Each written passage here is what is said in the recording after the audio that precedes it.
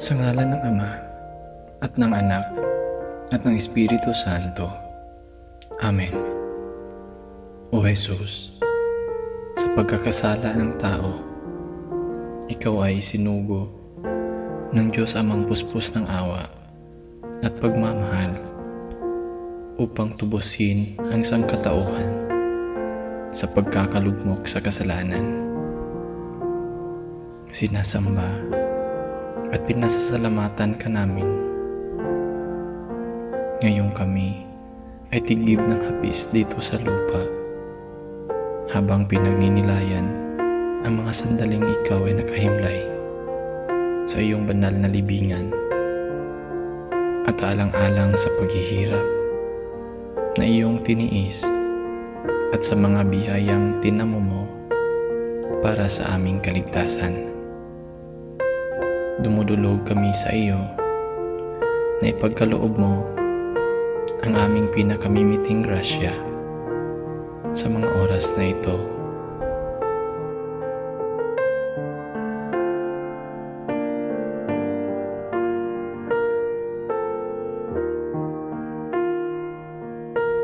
Ipagkaloob mo, Panginoong Hesukristo, na tulad mo, kami ay patuloy na maging bukas sa kalooban ng Diyos Amang nasa langit. Magkaroon ng kababaang loob sa oras ng kahinaan at pagkakasala, upang patakbo at puno ng pagsisisi, kami ay buong pusong magbalik loob sa iyo.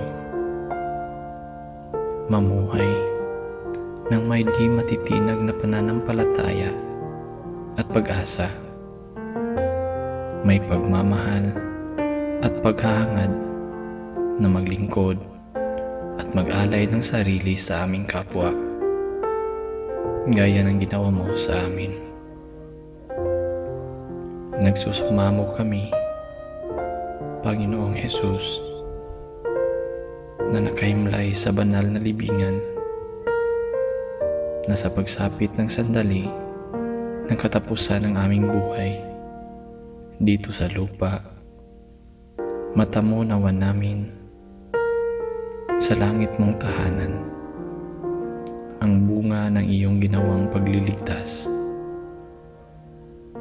sapagkat ikaw ay Diyos na nabuhay na mag-uli at ngayon naghahari sa iyong kaluwalhatian, kasama ng Espiritu Santo at ng lahat ng mga banal, magpasawalang hanggan.